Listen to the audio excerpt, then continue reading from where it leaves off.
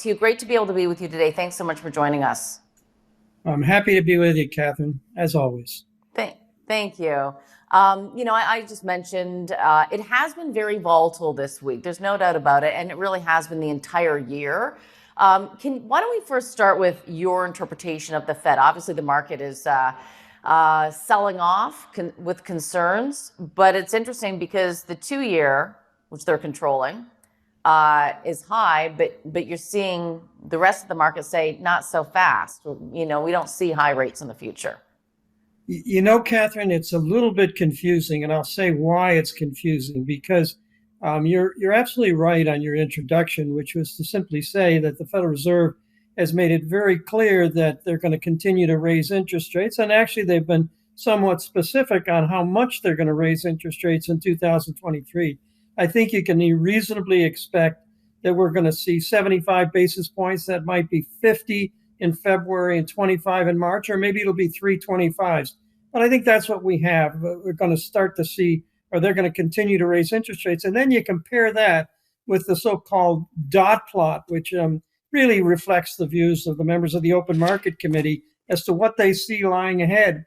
And the numbers are really a little bit troubling. And the numbers really simply say that economic growth is going to continue to slow. They're talking about 0.5% growth in 2023. They're also talking about at the same time that the unemployment rate will go up to 4.4, 4.6%. It's hard to say that that's not a recession. They don't want to call it a recession, but they say it's not a recession.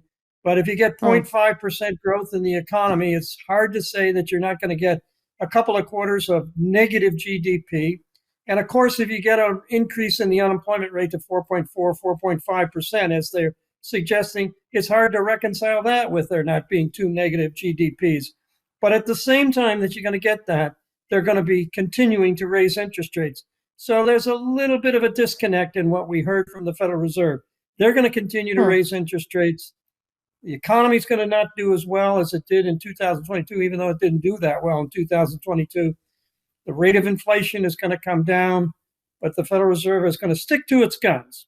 They're going to continue to raise interest rates until March, and then they're going to stop and hold the line for the remainder of the year. I'm pretty sure that's what they're telling us. And I think that's what you're seeing in the long end of the yield curve, right? You're seeing that in the long end of the yield curve in a lot of their places. I think, when you take a look at the long end of the yield curve and compare it to the short end of the yield curve, as I'm sure you're well aware, Catherine, we have an inverted yield curve.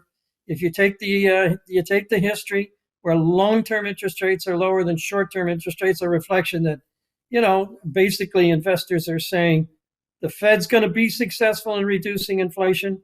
They're going to likely to be successful in reducing inflation because the economy is going to slow, maybe more than any of us would want. They're going to be successful, and that's why longer rates are coming down, even though shorter rates are not as yet coming down. That's why you have a inverted yield curve. And that's one of the reasons why so many investors conclude, quite rightly, that we're likely to have two negative quarters of GDP in 2023 or a recession, even though not a very severe recession.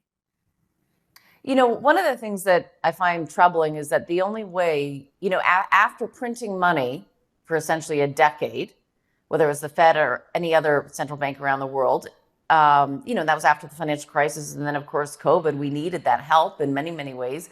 But all of this printing of money, boosting up incomes, boosting up lifestyles, et cetera, and now and therefore causing inflation. And the only way they can combat that is to cause a recession. And the issue I have with it is that there's going to be a lot of people who are really going to feel the pain by not having jobs anymore. You're seeing layoffs across the board, and also home prices decline and higher interest rates that they probably can't afford.